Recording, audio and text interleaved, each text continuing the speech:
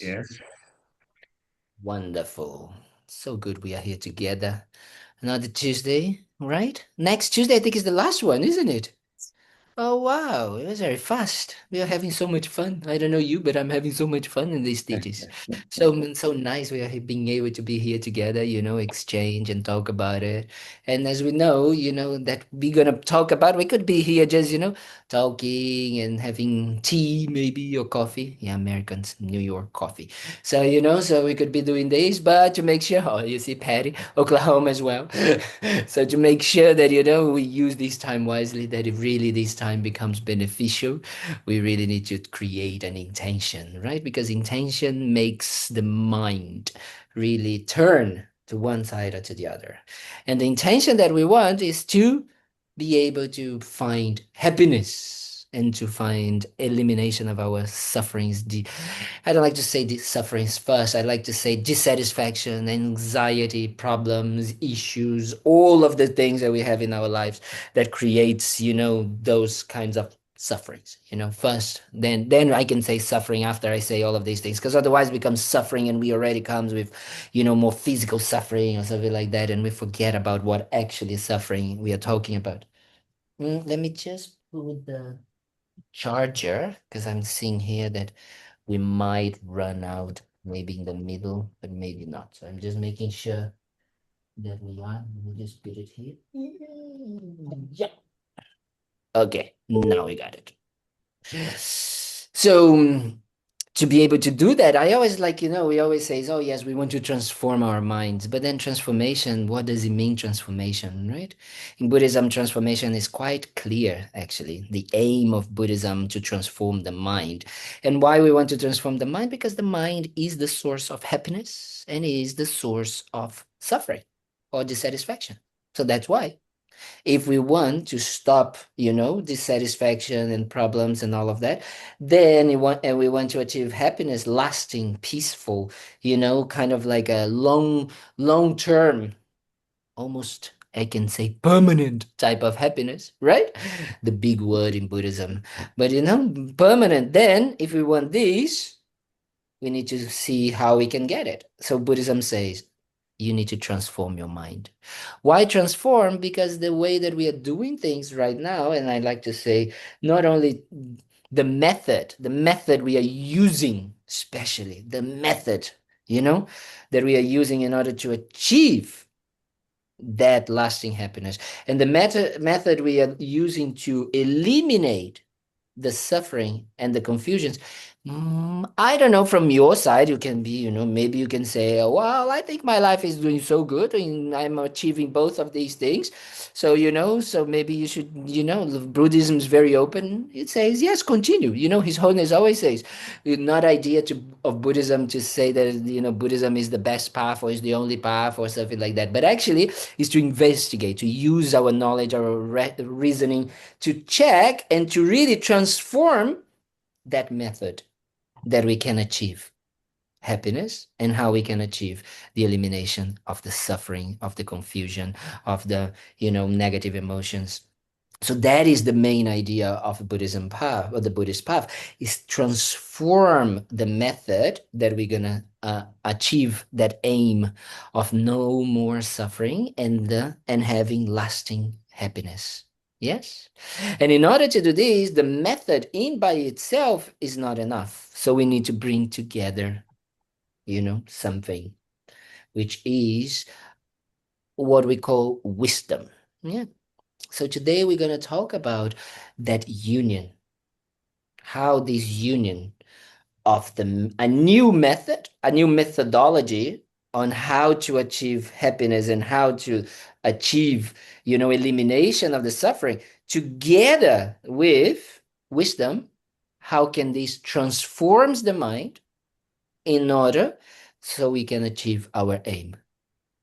Yeah, our two aims, these two aims that we are talking about. Yeah, does it make sense what I'm talking about? Is it clear? Yes. So it is important that then we start to understand, first, what is the method we've been using? Because right now, the method we've been using is just our lives. It's just what we are. It's just how we are. And then he's like, I'm not using any method. What is monkeys talking about? I'm just being me. I'm just, doing everything.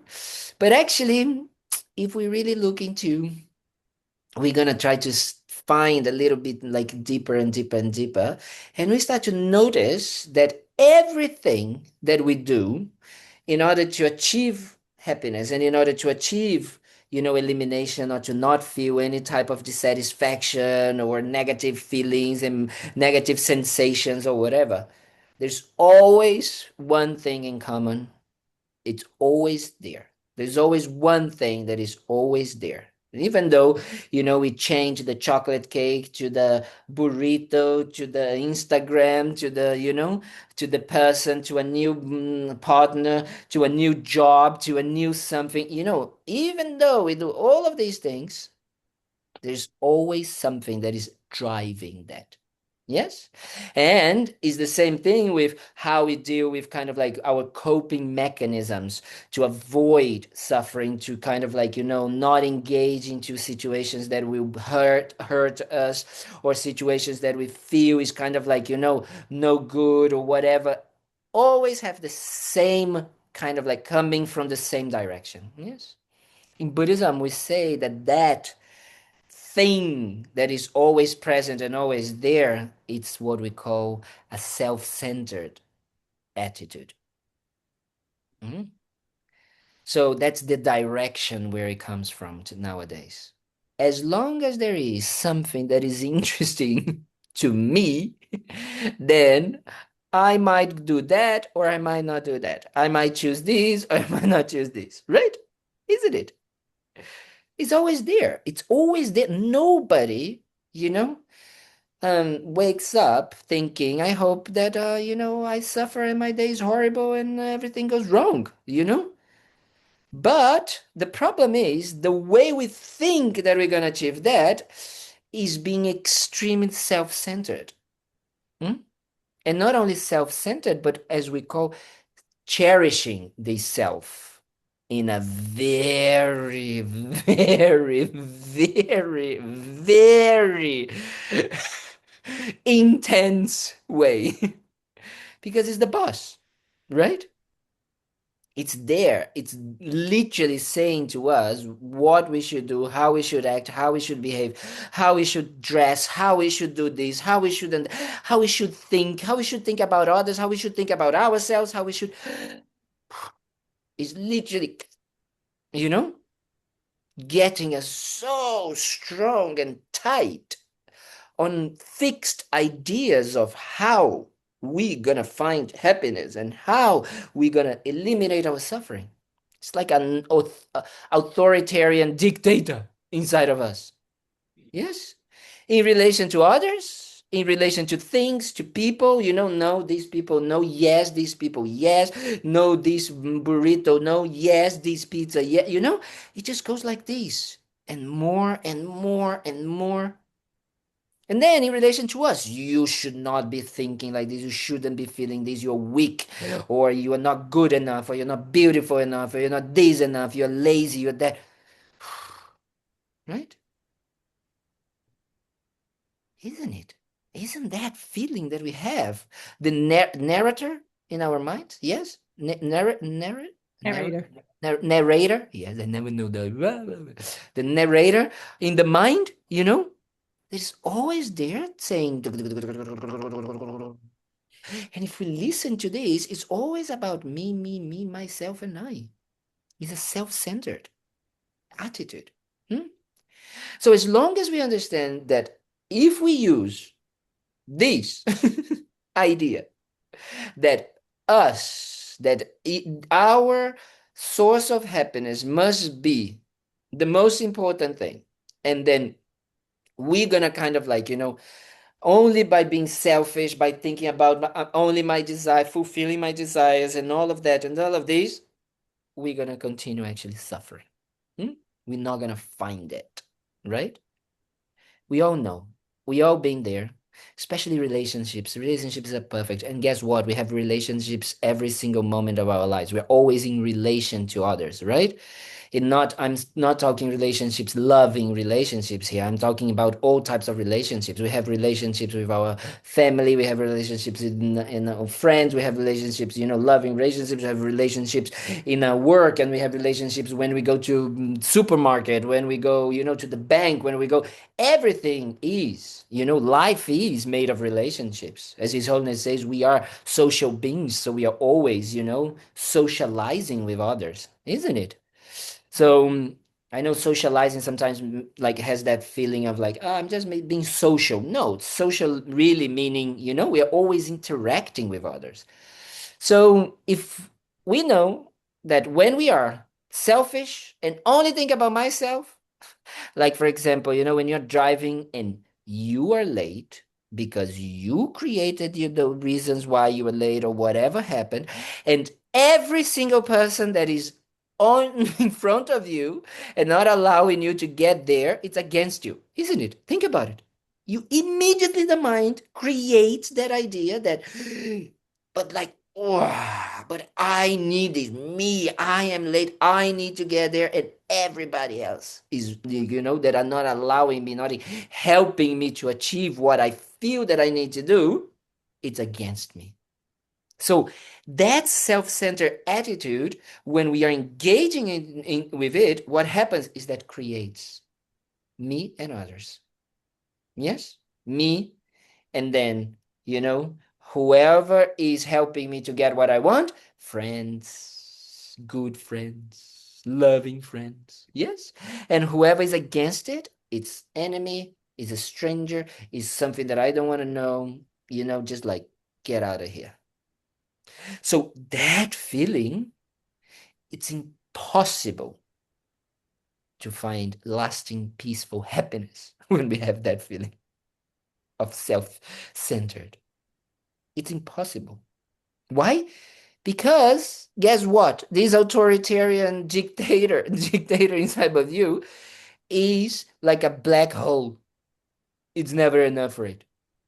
It's always changing, moment by moment, and getting more and more and more and wanting more and more and more, and a new thing and another thing and this and this. It's never enough.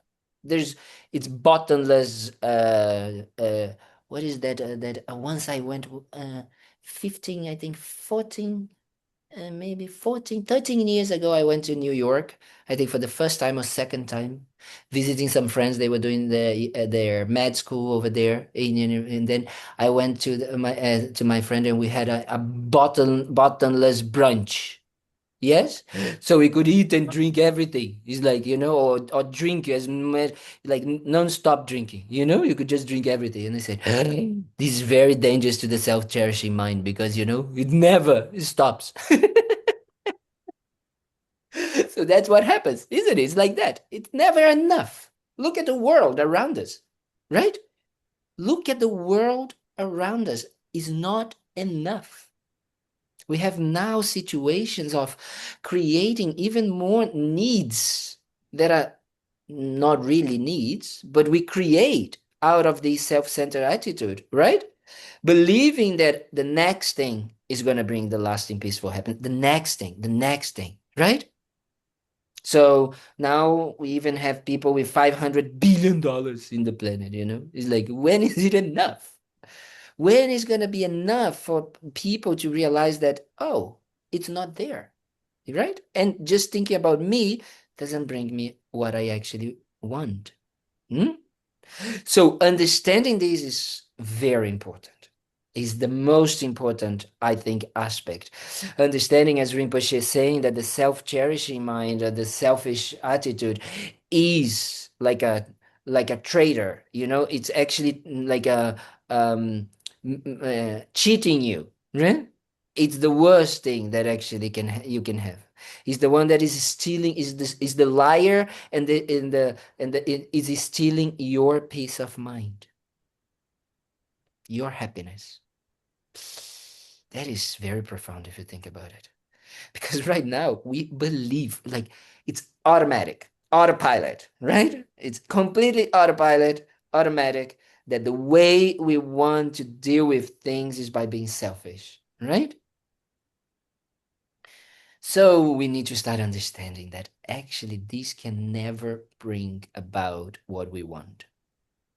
And the reason why is because first, we were talking about these desires of the self-centered mind, the selfish mind, they are bottomless. It's like drinking salty water. The more you want, the more you have it, the more you want. The more you have it, the more you want. The more you have it, the more you want. So this is impossible. Second, it reacts to everything that it doesn't bring when it doesn't get what it wants, right? So, anger and jealousy, pride, all of these negative emotions that we talked about before come from that. Yes? Come from that self centered mind. Yes? So they arise because the self centered mind said, I need that to be happy. And then someone said, but I'm not going to give you. Then everything comes up, right? So we start to understand that these mental states, the negative mental states, they are impossible for you to be happy, impossible for you to have peace of mind, impossible for you to be, eliminate suffering if you are engaging with them. Yeah, we talked about that already. We talk about the eight worldly concerns. We talk about attachment. We talk about anger. Talk about all of these mental states that are never able to bring us happiness and always makes us suffer. So this arrives from the self-centered mind, right? So the self-centered mind also creates then, or it's based on, and that's when we are starting to really starting to understand that the self-centered mind creates this division, and it completely creates an illusion of how we actually live in our lives.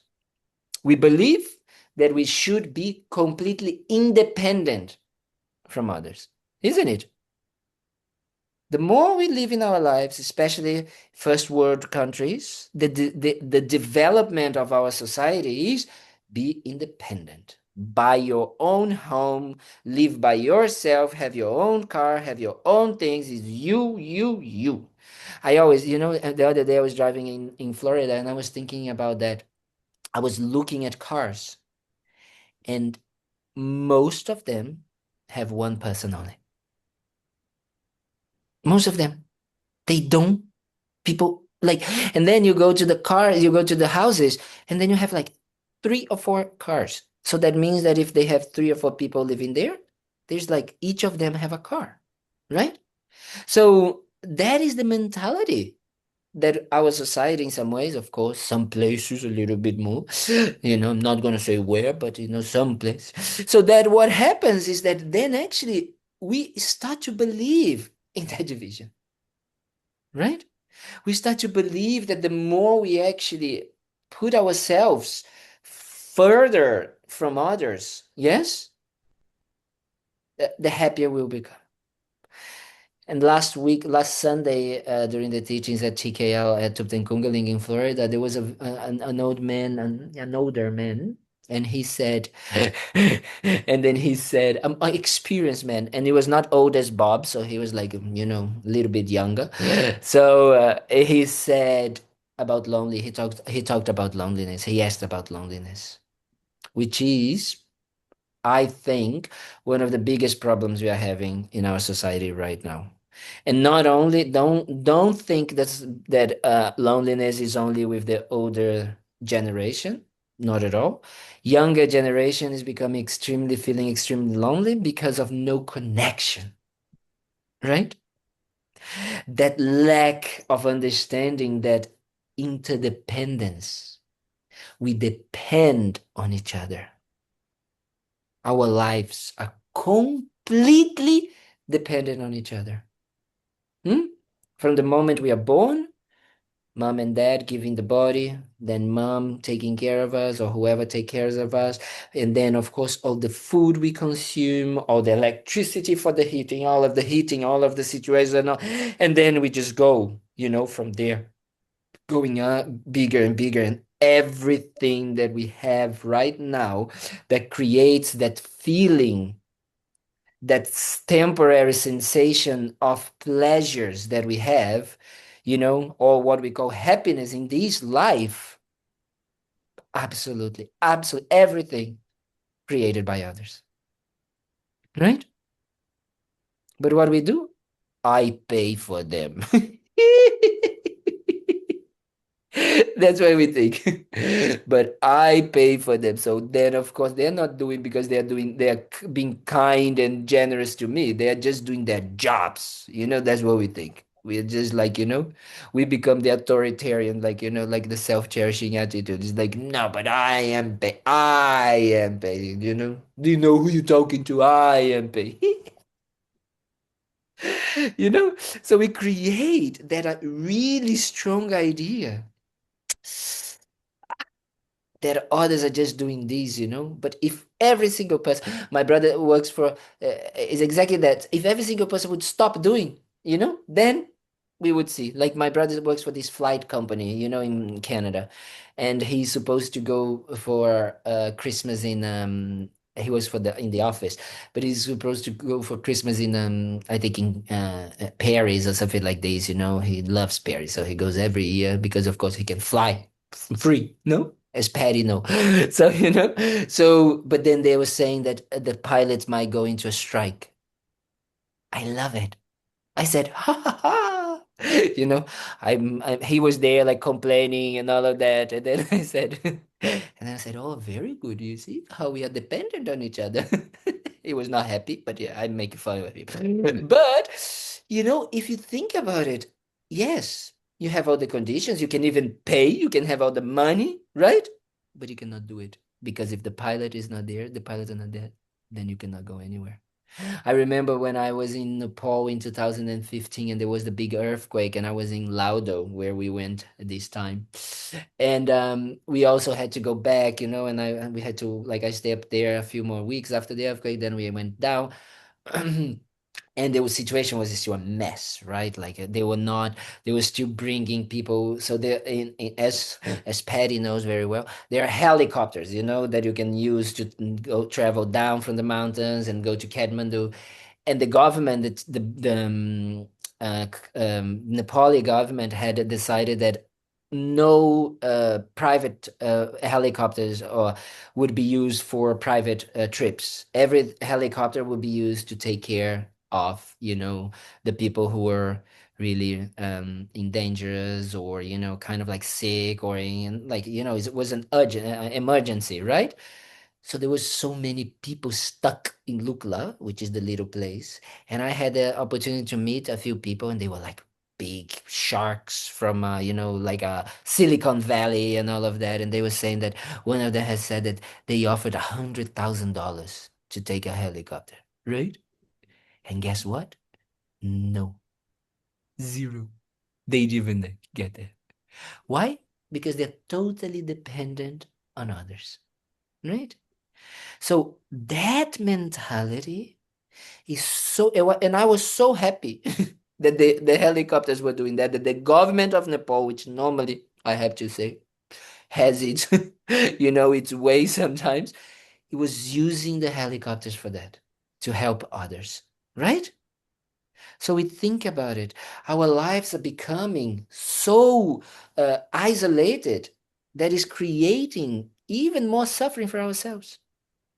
So we need to understand why I'm talking all of this is that the first step is us acknowledging that the self-cherishing, the self-centered attitude is a source of suffering for ourselves. It is not. This method that we use, yes, as our main way, as our autopilot, our, immediate reaction, immediate ways of wanting or how to do, what we're thinking, how we're going to do, to find happiness and to find absence of suffering. We think by doing, by being using the self-cherishing, the self-centered attitude as the basis, right? As the method. I like to say this method. But guess what? It doesn't work. And that's what we really need to understand. Hmm? So now we're going to talk about two things. One is, before we talk about which other method the Buddhists are proposing, yes. But before that, we need to also understand another little bit kind of like more important question, which is, but where or how or why the self-centered attitude comes up? right? If it is, if we are talking about, if Kalden, if you're saying this, so why does it come from? Why does it appear? Why does it arises? Yeah, does it make sense? I think that would be logical because if we are coming to the conclusion that this is not good for us, so then why are we doing it? Right? Well, the biggest problem with the self-cherishing attitude is that it comes from something a little bit subtle, more subtle than this idea of the self-cherishing, self-centered view. There is only this idea because our minds, yes, our minds, the way that they work is in a different way than reality is. What does it mean? It means that our self-cherishing attitude, what is actually doing is just repeating a view of the world that we're believing is it's correct. And what is this view? Very simple. We think that things exist with certain features, qualities, components, ingredients. We project into them things that they don't have. And we believe in that. So the moment we project, for example, deliciousness or good into the chocolate, I project that the chocolate has a component, an ingredient of that. Yes? I don't see in any way that I am the one putting that. Yes? I don't see it. So what do? I believe it comes from the object. I believe it comes from the chocolate. So the moment that I believe the chocolate, of course, because we are smart people, yes, we grasp to it and we want it because we want to be happy and we don't want to suffer. So if I have something that is appearing to me that has the potential, has the quality of giving me happiness, of course I want it. So we are not crazy. Well, so, but we are not entirely crazy, but it just makes sense. There is a logic even in the wrong view. Does it make sense what I'm talking about? Yes, there is a logic behind it. Because otherwise, we would be kind of like saying, we are stupid. We are very, very stupid. Yes, then we would be stupid. But remember that whatever we do is because we want to be happy and we don't want to suffer. So if I impute into objects, into people, into situations, into myself, qualities, features, ingredients, or components that I believe they exist inherent, they exist from the side of the object, that they are self-existing, that they inherently have those components, those qualities, those situations, those features. If I believe in that and I see that those qualities, those features, those aspects, they are the source of happiness, of course I'm going to grasp to it because I want to be happy and I don't want to suffer. And of course, that when I see something that has these inherent self-existing from their own side bad qualities, of course I'm going to feel aversion and anger. It's the logical reaction. Does it make sense what I'm saying? Are we communicating? Yes. So then we need to start understanding that the root cause of our problem actually is not self-cherishing. Because if we actually look for the selfish attitude, it doesn't even exist in the way that we are seeing it. It never existed. It will never exist. It's never there.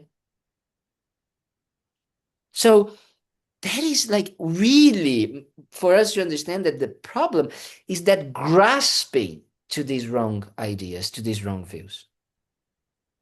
That is the problem. And because of this grasping arises self-centered attitude arises. Hmm? The moment that I create that me, I am the one imputing into you, into me, into the object, into the action, into everything, an impossible way of existing. Hmm? Having qualities, for example, oh yes, I have an argument with Deb, or with Bob or with Patty, and then I say, Patty's bad, right? Then I say, I'm imputing this into her. Okay? What do? I believe that this quality of being bad, it's an inherent, permanent, fixed, self-existing quality feature of Patty. Yes? I in no moment I doubt that this is my mind that is creating this. That is my mind creating that label, imputing that label, and putting not only the label, because putting the label is not the problem, saying, oh, Patty is bad. Yeah? Because there is badness in the world. It's not the label that is the problem. The problem is putting the label, so me putting the label, but believing that the qualities of the label that I'm putting, it exists in that person, in that object, in that situation.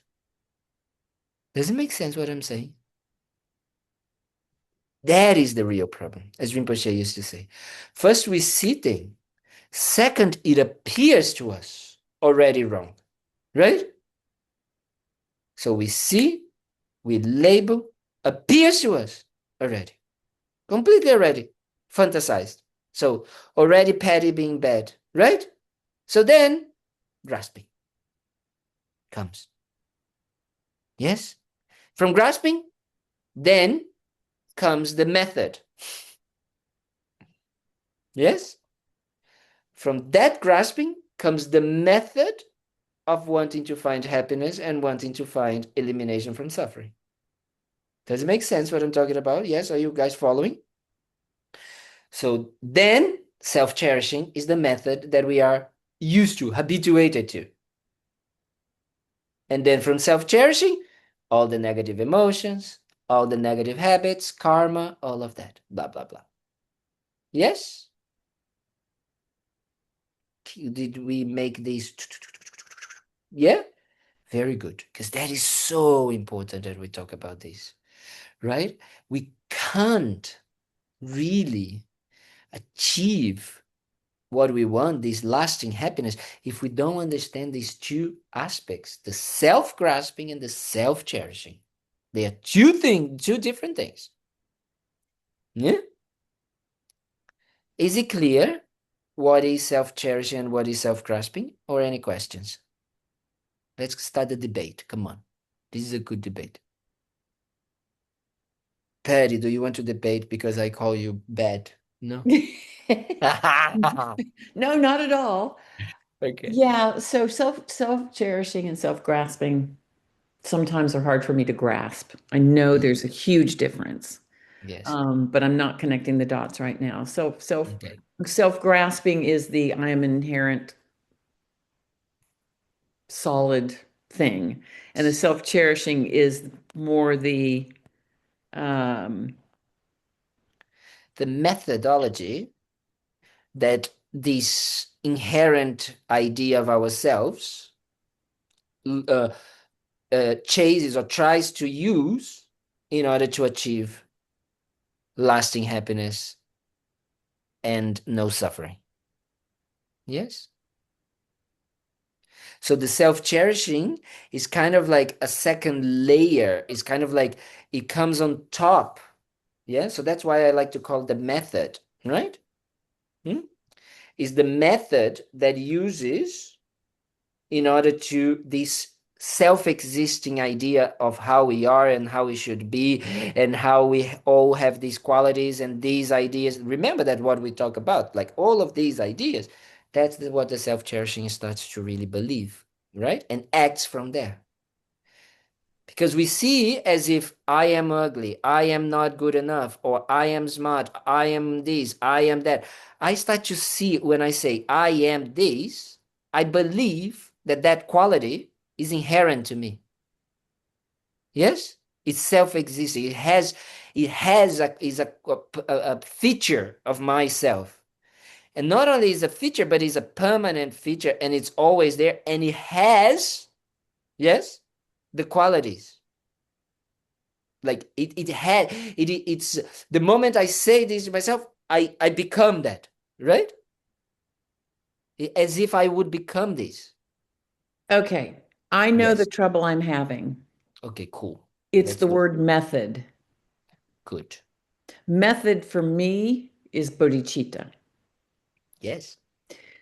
And so are you using bodhicitta when you're talking about, when you're saying method, you're saying the Yes. method, but No. you're not talking about bodhicitta. Yes. We can only talk about bodhicitta's method, yes, if we understand that we are trying to transform the method that we have now so we can actually transform it into the bodhicitta method. So that's why I'm explaining first the problem so I can come with the solution. Right? Bob, just a second. So we need to understand that the method that we are using now is the self-cherishing. So which other method we're going to use to eliminate the self-cherishing? The bodhicitta mind. Yes? What is the problem with the self-grasping? It's a wrong view. What is the way we're going to find, to kind of like eliminate this wrong view? Wisdom. Yes? So when we talk about the union of wisdom and the union of bodhicitta, we can only talk about if we understand the self-grasping and self-cherishing. Because these two are the two, let's say, perfect in the sense of, or they are the ultimate, yes, I like this one, ultimate antidotes for eliminating these two things. Yes? Self-cherishing can only be eliminated through bodhicitta. Self-grasping can only be eliminated through wisdom. Yeah? So that's why that's why I'm naughty. I use the same word method that we use it in Buddhism all the time, but it doesn't make sense that we call it method if we don't understand what is the method that we are using now. Right? We need to understand the idea of the method we are using now. Because like bodhicitta is a new method. It's another method. It's a proposal. It's the proposed method of Buddhism. So why do you need a method? A method for what? For eliminating the method that you have now. Because the one that you have now doesn't work, right? So that is the idea. I'm cheeky in purpose. Don't worry. Bob, you had a question? Yes. So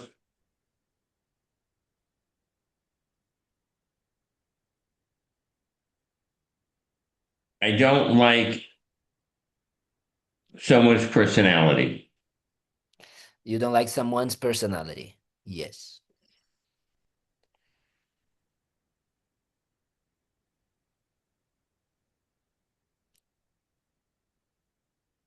How, what's that fine line Yes. between the grasping and the cherishing that I don't that liking their personality comes from my self-centeredness, and then I think it's inherent in them. You're saying no, it's first you think it's inherent, and then you decide you don't like it. Yes. But That in is my it. mind, first I think I don't like it, and then I think it's inherent. Well, the second idea, like you thinking that you don't like it, you seeing because you think it is inherent is the method for transforming it, right? If you see it that, oh, I don't like it because, well, but why I don't like it? Well, because I'm seeing inherent. Oh, so then if I eliminate the inherent and view, then there is no more liking or disliking, right? But sometimes we don't even get into this. So sometimes it just gets stuck into me liking and not liking. So then what I need to do? Bodhicitta, cherishing others, compassion. So I can start kind of like say, wait a minute, I don't need these. This person is actually has features that are nice. They are not nice sometimes. Yeah, they can be a bit of blaze, over the top and doing this, da, da, da. But some people, yeah, but they also have nice things. So you start to, because when you start to kind of like see it in a more, oh, it's not that fixed. Yes. Then you can start to see, of course it's not that fixed. Why? Because it's not inherent. So then the wisdom can literally, I'm going to use a good word, penetrate it much better into your own mind. Because there's not that fixed idea, you know? Try to go and talk to someone that is very angry about something and you kind of say, no, just relax. It's just you're seeing everything inherent. This person might give you like a bow.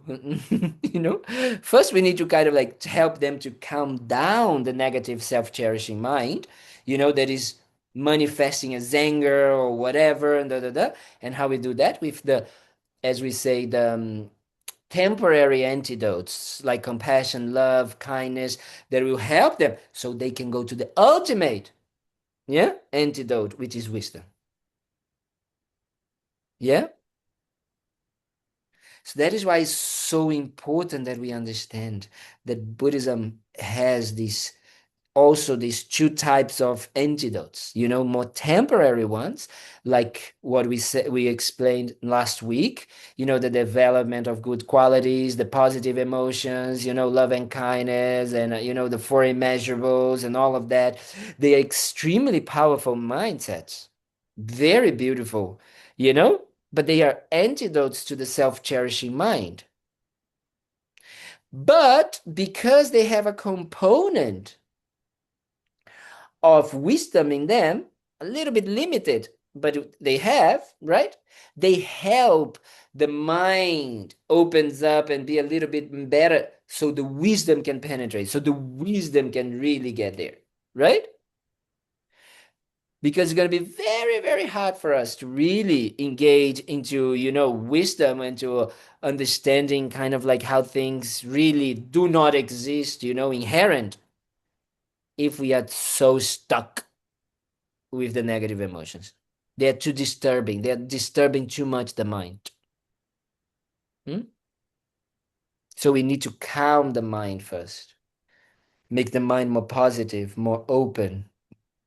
And these aspects of, decreasing the negativities and increasing the positivity so the mind becomes calmer. And these creating, the perfect kind of like conditions for then the meditation, for then the analysis, for then the kind of like, the use of wisdom to really penetrate in our minds. So these, then decreasing the negativities and then decreasing the negative minds, the kind of like, the disturbances and increasing that's what we call as well accumulating merits and purifying the mind. That's what it is. I don't like this idea of accumulating merits, but it's like, because merits almost look like a Bitcoin.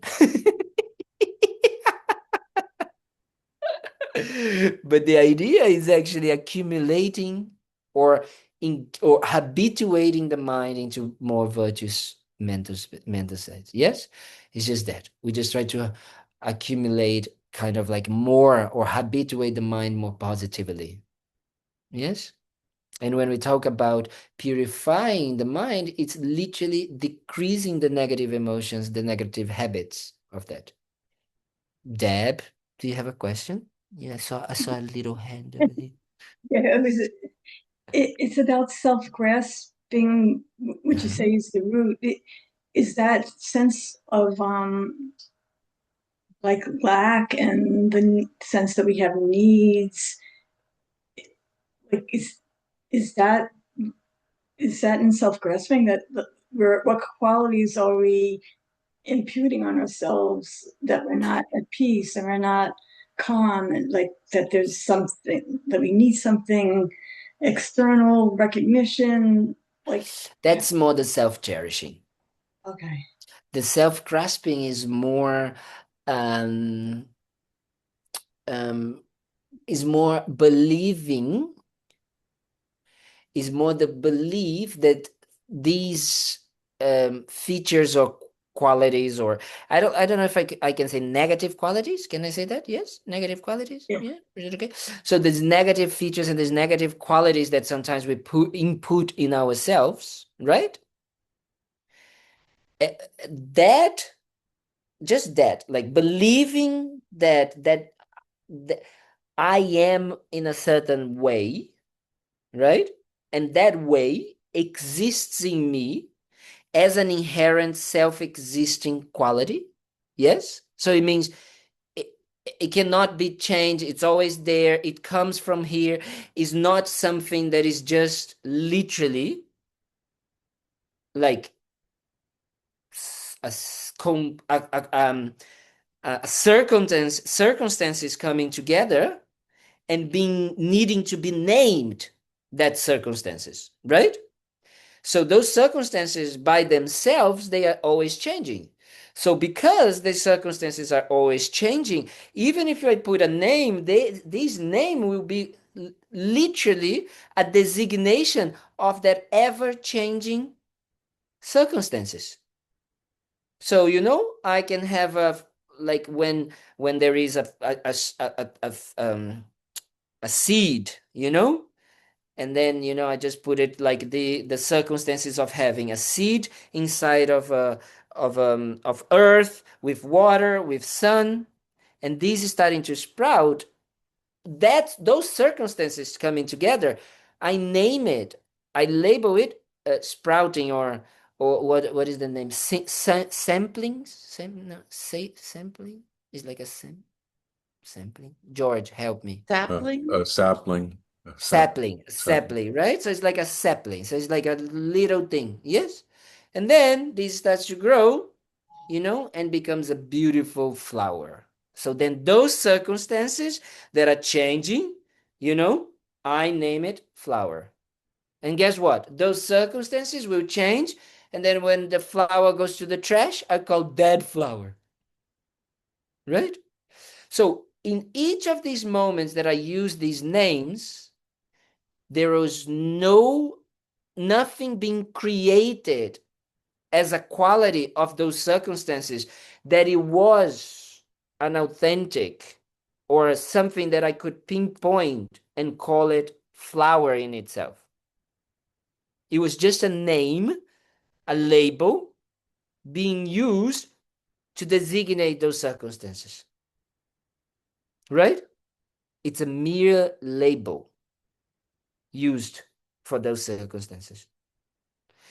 And if they were the way they appear to me, which is a flower, a self-existing flower, then when the flower would die, it would not be a big deal for me. There was no emotion that would arise because those circumstances that already are understanding, we already know that they are gonna happen, like the flower will be dead, right? And naming it a dead flower would not surprise me at all. So it's the same with ourselves. Right now, when you were a toddler, you were called a toddler. If you were an inherent toddler, you would have to be a toddler for the rest of your life. That's what inherent means.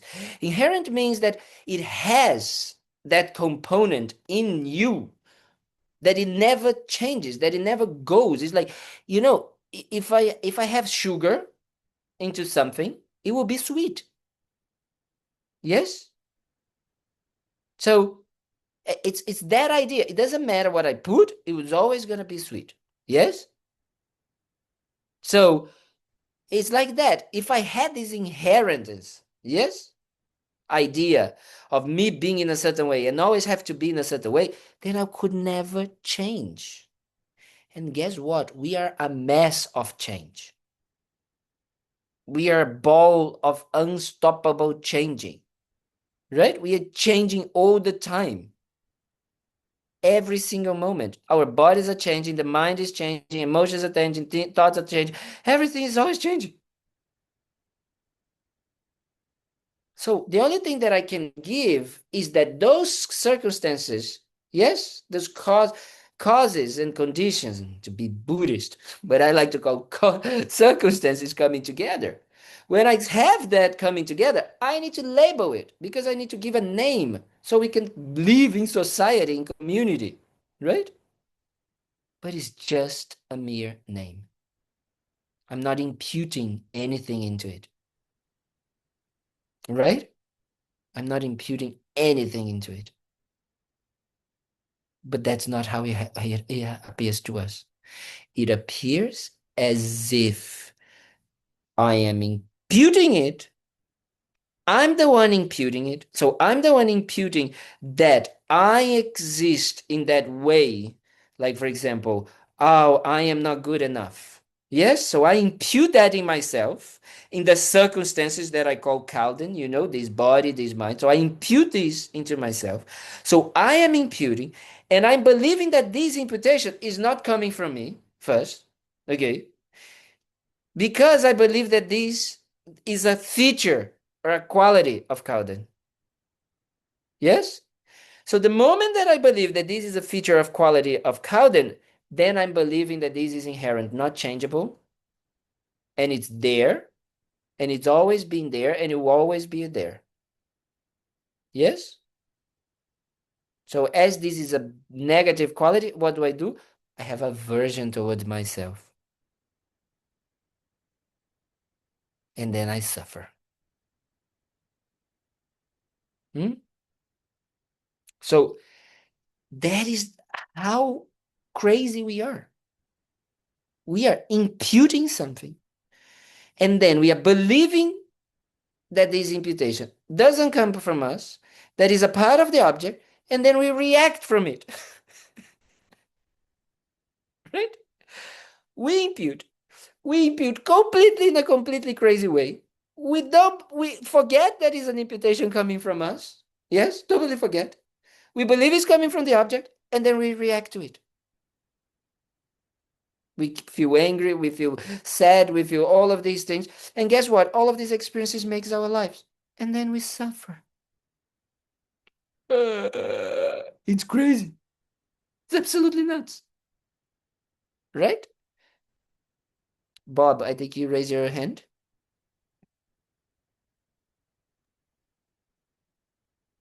Yeah, you talk about the method of transformation, Mm-hmm. but the habituation Mm-hmm. of the Very strong. destructive negative emotion imputing Yes. is so powerful. Yes. By the time by the time you recognize it, You're already gone. well, it's kind of how you feel. I mean, and you work on it, but what's the Buddhist perspective? And I'm from the methodology, from the method point of view, Yes. The to good thing to is, to diminish that, to weaken that habituation, besides meditation and well, um, to diminish or to decrease the habituation of that, we say that wrong view, right? yes, Yes. That wrong view, or that the word people like to call it is ignorance, right? But I like to say more wrong view. It's a wrong view about how things exist. So the these, ignorance, from my perspective, the ignorance creates the wrong view. It almost that is hard for us to say because the ignorance it's almost kind of like is the wrong view, right? It's kind of like ignorance means we are. Okay. It is the uh, unrealistic or the yeah the illusion way or the illusionary way that things appears to us, right? So there's no will power, let's say like this. It's not that is there is like a I make an effort, right? There's a part of me kind of like making an effort, let's say like this, to create those negative, those wrong views. It just appears Right. complete spontaneously because, as you said, the um the habituation has been too strong, right? And why? Because Buddhism says that our minds are without beginning and without end. Got it. So it's just that it didn't have a beginning of that wrong view. It's always been there. Always. But guess what? It's cause and effect. So it means that it happens because of cause and effect. So we can eliminate it. So it can be it our minds are gonna continue. Yes, the continuity of the mind continues, but it can continue without that. Because that wrong view is not needed. It's not a needed function, a needed feature of the mind.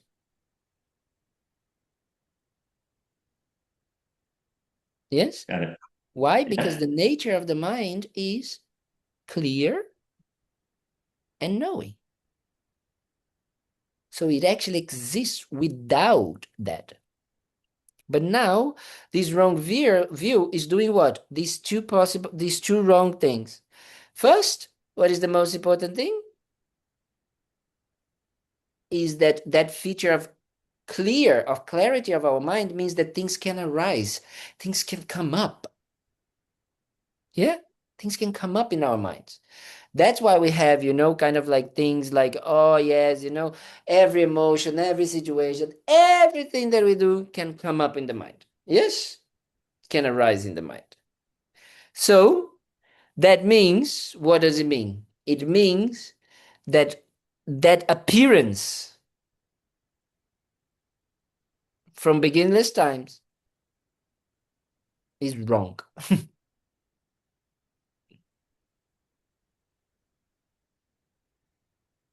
But the appearance doesn't need to be wrong. If we create the necessary causes and conditions, then we simply create an appearance that is without our wrong view. Yeah, because the mind is clear. It doesn't need it. It doesn't need to be obscured. It doesn't need to be imputed by anything else, by a non-existing way. It doesn't need.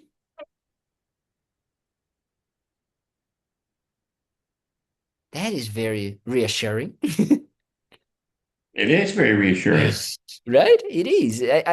People honestly, I feel that Buddhism could help so much people with depression and kind of like, all of these stress and anxiety and all of these things that we have because if we understand that our nature, not because, oh, that idea that we are one with the universe and all of this, just observing your mind and saying, oh, if all of these things can appear good, bad, or strange, or worried, or it means that the mind is like a clear, like a clear, how to say, like the sky or like, a blank page. Everything can appear there, right? The problem is that the appearance right now, it's coming with that wrong idea that things have components, qualities, characteristics that they do not have.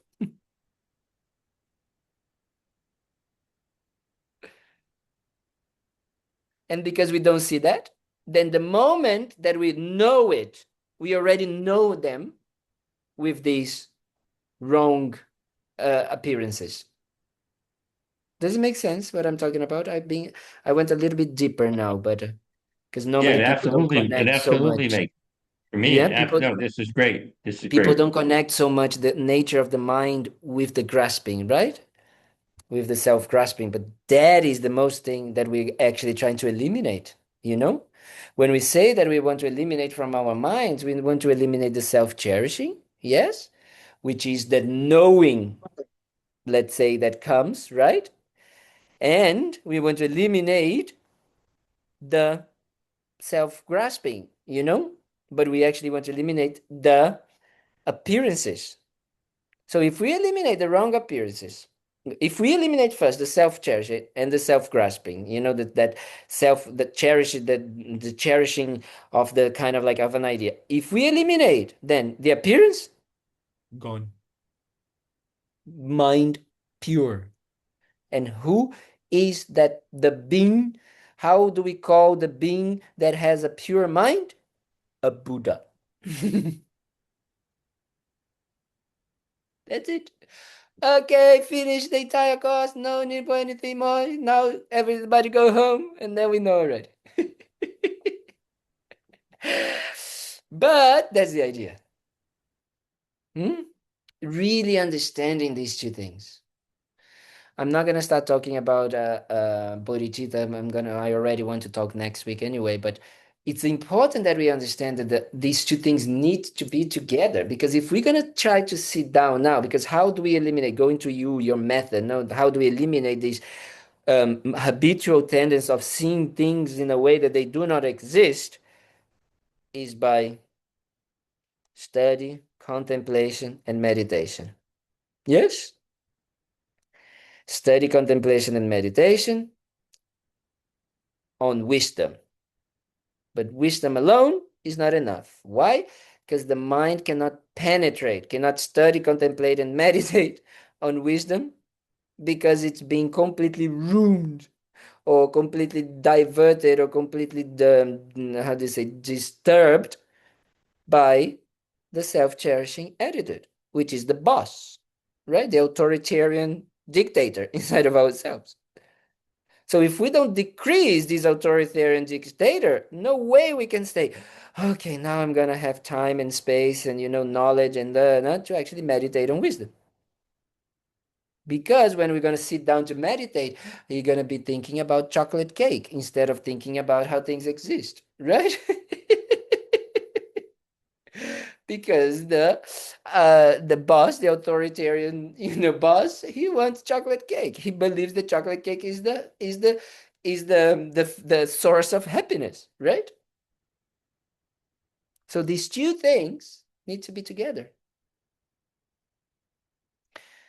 the study, the contemplation, and the meditation on wisdom, and the study and contemplation on bodhicitta that we're going to talk about, or cherishing others, as I like to say. Yes, really cherishing others more and more. If there is not there, forget about the wisdom. The wisdom also cannot exist without one, and the one cannot exist without the other. Yes. So that's why the union of them, they are essential. In Buddhism, we say the two wings of a bird. Yes, that will bring us to freedom, to liberation, to enlightenment. Yes. That is it. Now it makes sense. Now it starts to really make sense in our minds. Oh, it's not about just, being nice and compassionate and all of that without the wisdom understanding. Yes, that's what we're going, that's why I'm talking about. It's very funny. I find it, to be honest, that sometimes people don't, the way to teach bodhicitta, it has to have the teaching of wisdom before. Because otherwise, bodhicitta cannot exist. Because the wish to help others will never be the same without the wisdom. Because then the wish to help others, it will be only to develop, to help them to decrease their self-cherishing. And that is not enough. You need to make them, eliminate the self-grasping. And for that, you need wisdom. You need to know how to do it. Yeah.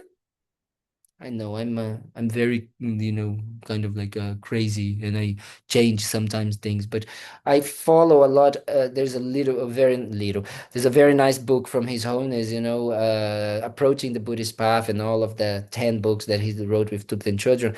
And also many times that I've been, with His Holiness and teachings, and also Khandrola's teachings. It's about that. It's about you understanding actually the mechanics of the Buddhist path, because you understand the mechanics of the mind. So they make sense. It needs to make sense and not just be taught, or just be listened, or just be learned in a blind faith. Oh yes, bodhicitta. Oh yes, bodhicitta, bodhicitta, compassion and all of that. Yes, compassion in the beginning, without wisdom, is just a short-term antidote, right? It only becomes a possibility of eliminating self-grasping and self-cherishing when it's united with wisdom. Actually, the entire path only becomes the goal of Buddhism, which is enlightenment, if every single aspect of the path is united with these two minds. I hope that you guys once can, listen to Khandrola's teachings, because she explains this in such a much better way. I'm just, blah, blah, blah. I don't know anything. But, really, is kind of like what really it comes to me, Not because, but the experience that we have in our lives is that if we don't have these two things, it doesn't become the path to enlightenment. If there is no wisdom, understanding that whatever we are doing, even meditating on death, meditating on karma, meditating on whatever that we talked about, meditating on attachment, meditating on on anger, if we don't put there, wisdom, then it just becomes a temporary antidote. But if we put together with wisdom by understanding, wow, wow, wow, wow, wow, wow, wow, then everything can become very powerful. Very, very powerful. Then all of the path becomes really, everything that, all of the things that we talked about in the past weeks, which I like to say is like the overview of the Buddhist path, right? Is based on that understanding. That's why we talk about a lot of the nature of the mind in the beginning. Because if we don't talk, then we don't understand. Yeah? Does it make sense how we communicate? Yes? So that union is very important. Understanding that the two aspects of self-grasping and self-cherishing are the source of the suffering. And then eliminating both of them is the goal. Right? That is the goal. And then we can start developing, the two minds that will really eliminate it, wisdom and the correct view. I don't like to call it wisdom as well. The correct view and cherishing others. These two things, right? And then these together becomes bodhicitta. Next week, we're going to talk about it, how these two together becomes bodhicitta. Why? Because it's by understanding that only a mind that has correct view and the mind that cherishes others wishes to do that, right? To benefit others. Oh, I want to benefit others, but why? I need to have the wisdom to do it. Oh, what is the best wisdom, and who has the best wisdom? The correct view, as I would say. Who has the correct view and who has a mind full of just cherishing others all the time? A Buddha. So then the wish, the transformation of the motivation, yes, can actually happen. Yes, I want to be happy and I don't want to suffer. Wait a minute, my method to do that right now is self-cherishing. And where does it come self-cherishing? Because of self-grasping. Oh, If I use correct view, and if I use cherishing others, I then become a Buddha. Then I can help others. Easy peasy.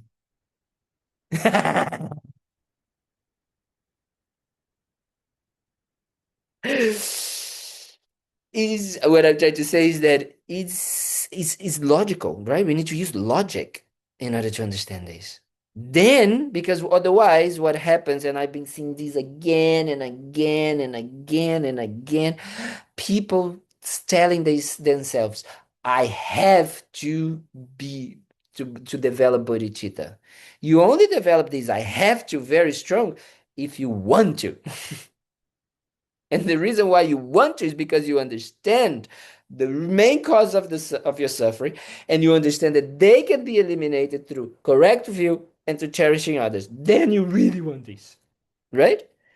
Then it becomes a strong force to fight the autopilot, the automatic response, the method of self-cherishing and self-grasping. Yeah? Does it make sense? It needs to come.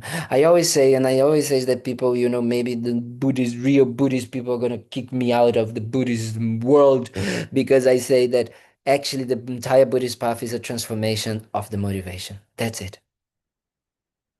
That's only it. If we understand that, it's much more profound, what I'm trying to say. Because it's from intention that everything arises. Right? So if we transform that, everything will arise. So we need to understand all of these that we are talking about and understand so we can transform that intention. Right? Does it make sense? Good.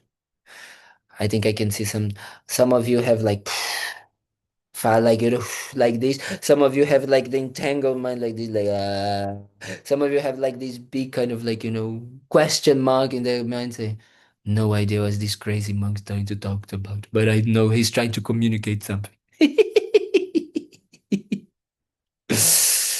Okay, so questions, commentaries, or anything?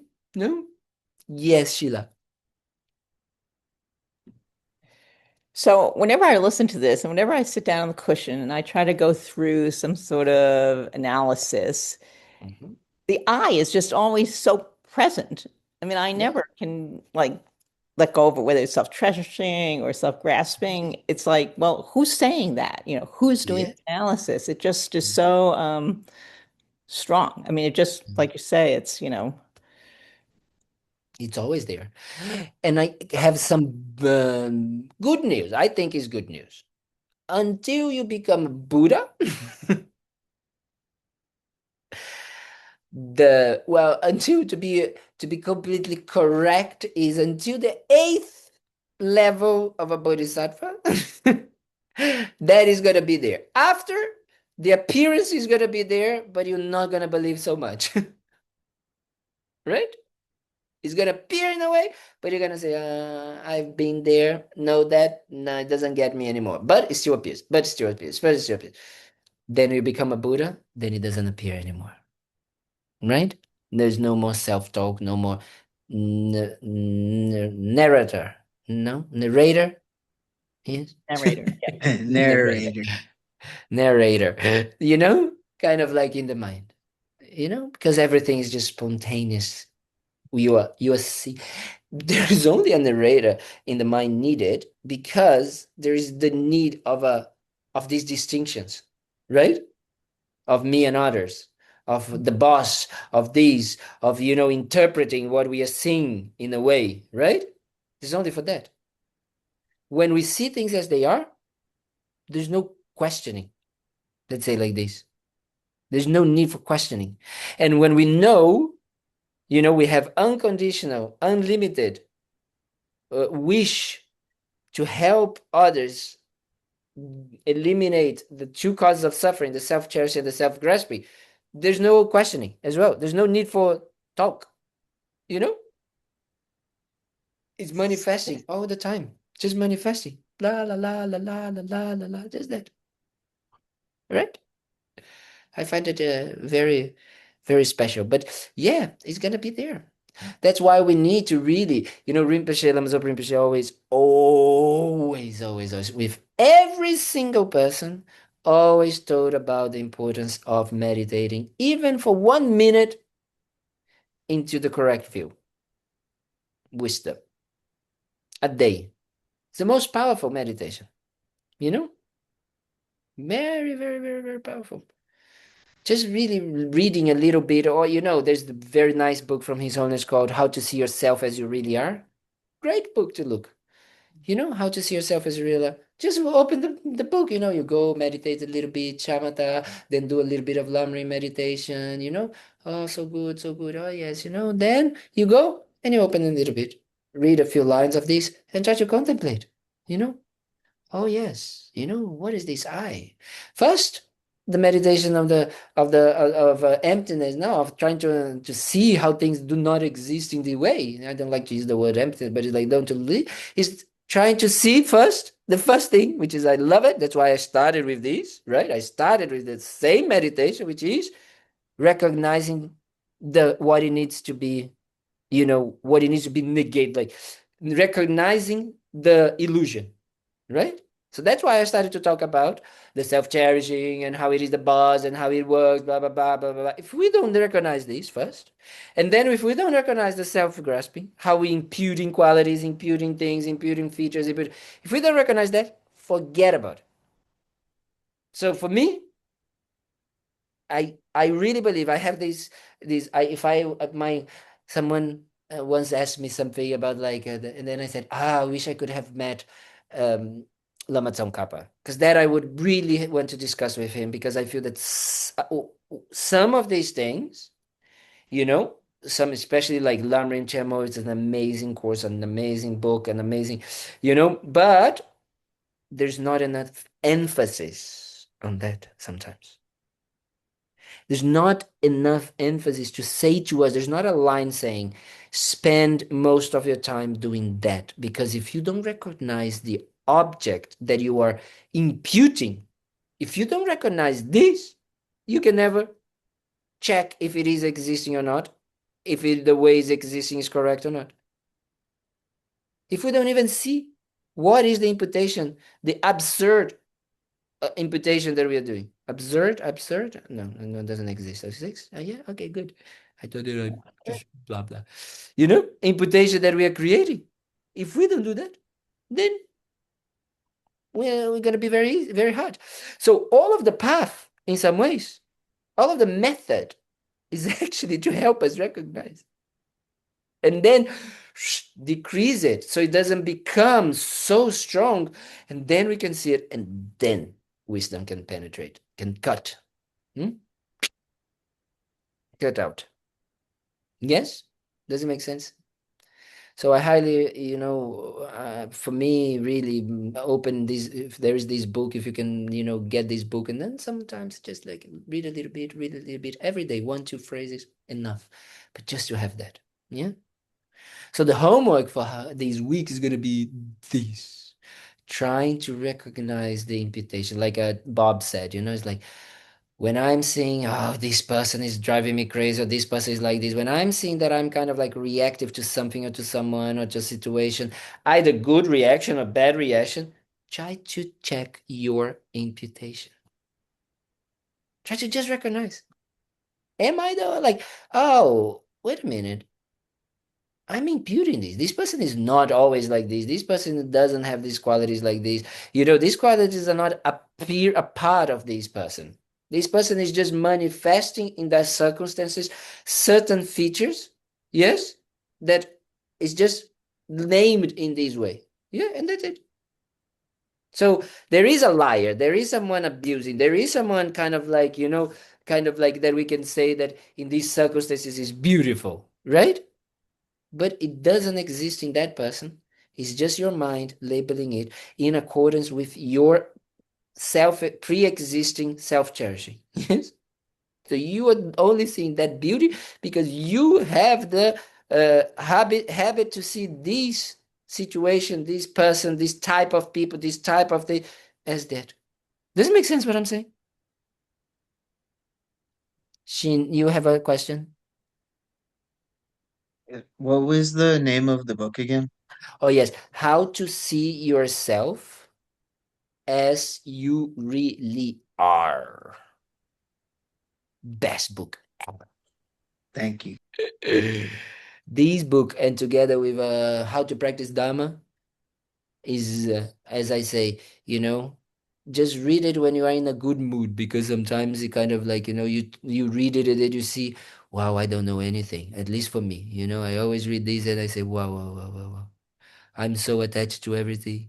Mind is so stupid, so graspy to everything. Wow, wow, wow, wow. How can I be here being blah, blah, blah with someone? No, I know. But very good. Very, very good. Very powerful. The two together, for me, great sources of really trying to help the mind. Yeah. Okay. So no more questions, no more doubts. Homework is easy, clear. Yeah.